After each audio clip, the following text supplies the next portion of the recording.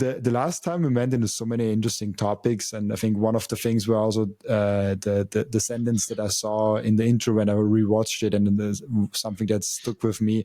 You said we're living in a historic moment, and I think you said Bitcoin is right now the most important thing that's going on. So this was about a year ago or half a year ago, something like that. How has this changed in 2025, if at all, or did it even get more important now in the current times we live in? So there was a long period in my Bitcoin journey where I was worried that the government was going to ban it. Like right up until the election in the US, I was worried about a sort of authoritarian communist future. And now with Trump in office, I have other concerns. You know, I don't trust politicians no matter who they are, but the Bitcoiners that work in his administration are passing legislation right now that is super bullish. I mean, everything that's coming out, the SEC is dropping cases left and right, not just like all across the crypto sphere, which is going to let off a lot of scammers. But this is what Republicans do. They deregulate to their advantage, you know? And so Bitcoin is weaving its way into the system. And I think that most people aren't paying attention at all. Like 99% of people aren't paying attention to what's happening. I think a lot of Bitcoiners included don't fully see the scope of what's unfolding right now. Like it seems on online, a lot of guys get caught up in little short-term stuff without zooming out to look at the whole picture of what's actually unfolded over the last 5-10 years. And looking at the difference today in adoption versus 5 years ago even is insane. Just recently, there was a paper published it's looking like, and I'm not a lawyer, I can't interpret these documents, but it's looking like it's going to allow Lightning node runners to remain private and to not need licensing, which was one of the last things I was worried about. It was like one of the last little pieces of, oh, this is where they catch us, is by tracking all the transactions. And it seems like Bitcoiners have woven their way into the system enough that we're just getting everything we want. Like everything that the political apparatus can do to stop us is getting brushed aside right now, which is amazing, you know, and simultaneously the price is falling, which is like unbelievable to me, you know? Yeah, it's like less risk and less uncertainty and more Satoshis for your dollars. Right. Yeah, exactly. I think that a lot of people still, of course, in the investment world, they see Bitcoin as a risk on asset. And I think that 50 years from now, that's going to be absolutely laughable, you know, but that's how it was when gold was, well, not gold, I can't go that far back, but when oil was being adopted initially around the turn of the century, oil was seen as a very speculative investment. And a lot of the responsible business people weren't touching it because it was too volatile. And that's what Bitcoin is today, I think. Yeah, like the volatility is something I'm always astonished how many people bring up volatility as an argument why they aren't into Bitcoin. It's just a natural thing for something that is right at the beginning and has such a huge vision that it will be volatile while it's getting adopted. That's the logical thing. It would be almost a red flag if Bitcoin price would go up like that. Like that would almost be unnatural. That I would ask myself, like, what's going on? Like, who's manipulating the price? If it's volatile, that's normal. If it would be very smooth, I would be like asking questions: who's behind the Bitcoin price? Right. Yeah. I think that the whole concern about volatility is a time preference issue, right? It's people that are too zoomed in on their chart and they're not thinking about what they're going to be in 2 years, 5 years, 10 years, 20 years.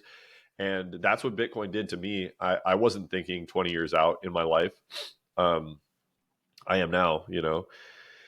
And there's other people also that say that the Bitcoin volatility is not a Bitcoin issue. It's capturing the volatility of the fiat system. And we're actually able to see it on a ledger that's more truthful than anything that we have in the fiat system, which is a very radical understanding of Bitcoin, and I think it's like really far ahead of where most other people are.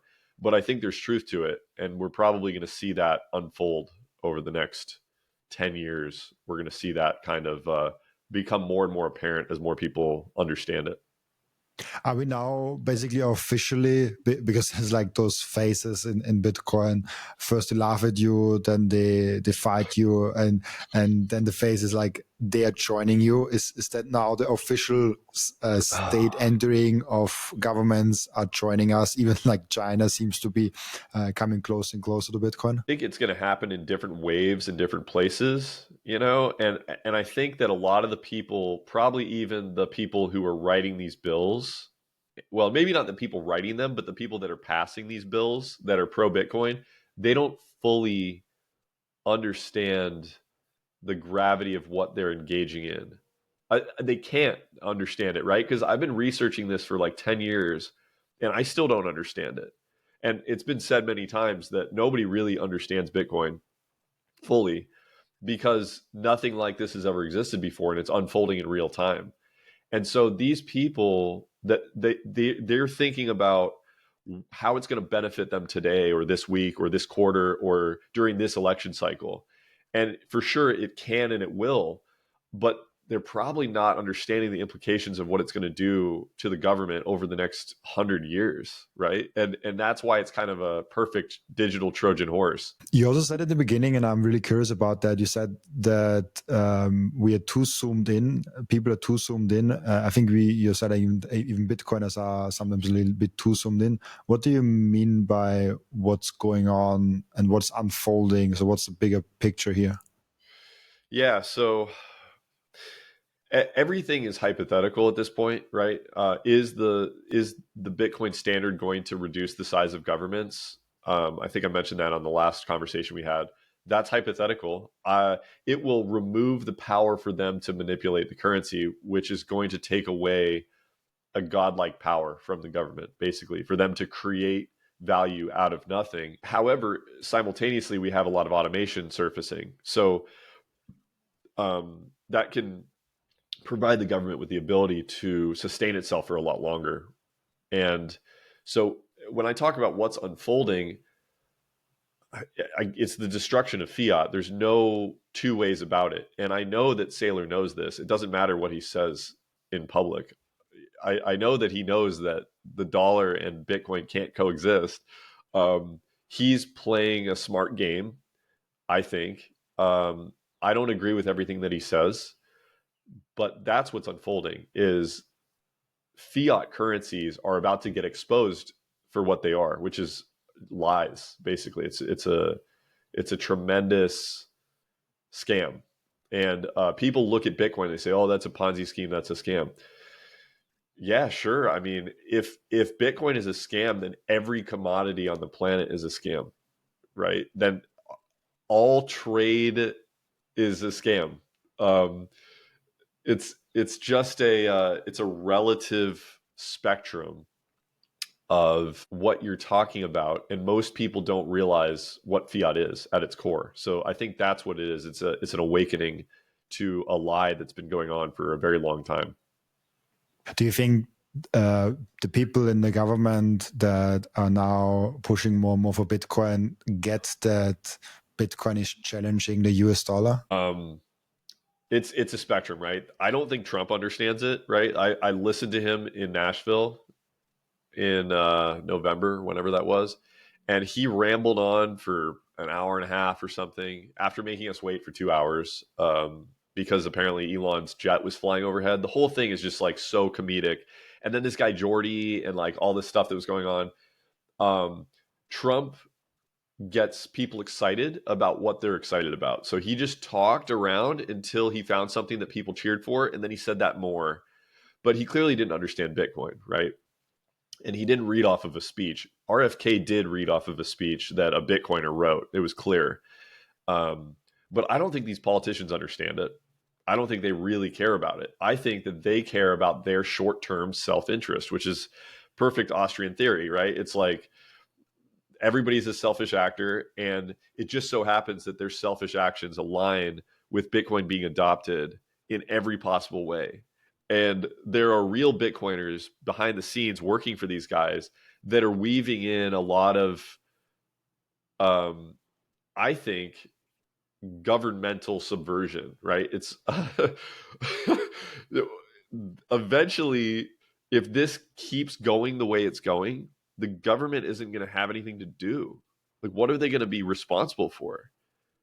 Besides protecting the border, that's basically it, you know? So, I don't know. I, Let's see.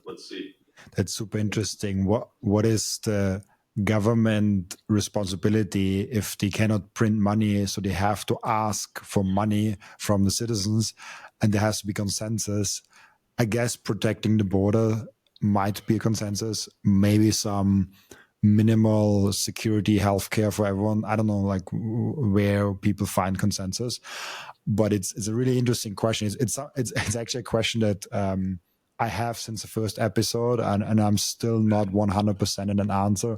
What Bitcoin will do to our society and how we will function if there's just Bitcoin. There's no other fiat currency. And there's a lot of debate, as you said before, there's even a lot of debate going on in Bitcoin if we ever get there, if we have a Bitcoin standard without any fiat currencies, or we have a Bitcoin standard where fiat currencies are backed by Bitcoin and some stuff like that.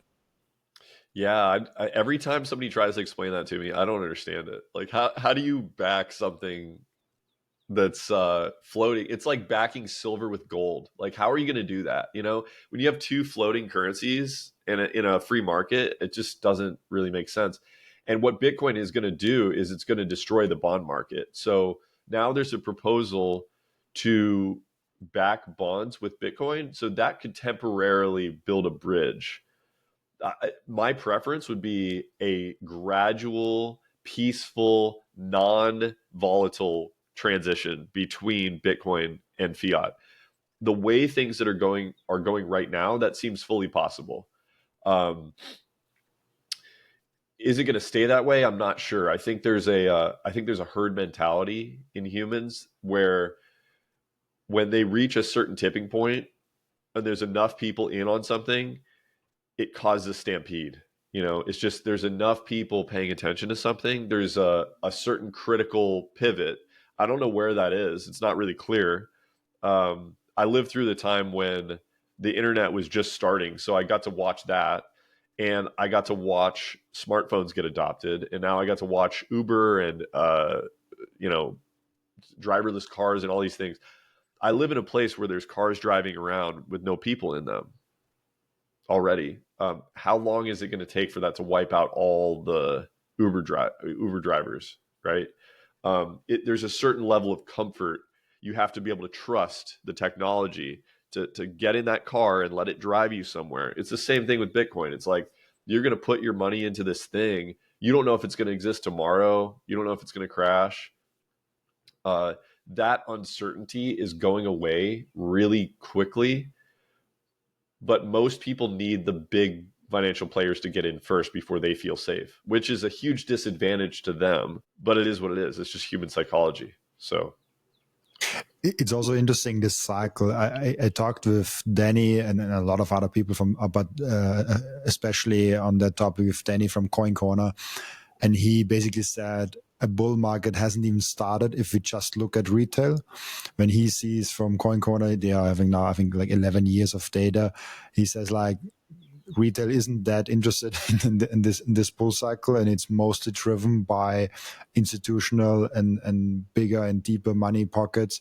Retail kind of did not start, and then I looked at Google Trends. It's kind of confirming that bias, where we are at, what was it, 7 or 8% of the Google search volumes we had 2017, and it was, I think, like 20 or 15% of where we were at 2021. So we are down a lot when you search for buy Bitcoin or something like that. And it's interesting how institutions and corporations and companies are now getting more and more interested in this. Talk is getting more and more kind of popular. How do you look at this? yeah, the mainstream adoption, frankly, was a little scary to me at the speed it was happening. I was there was a lot of fear in the Bitcoin space. I could feel it online.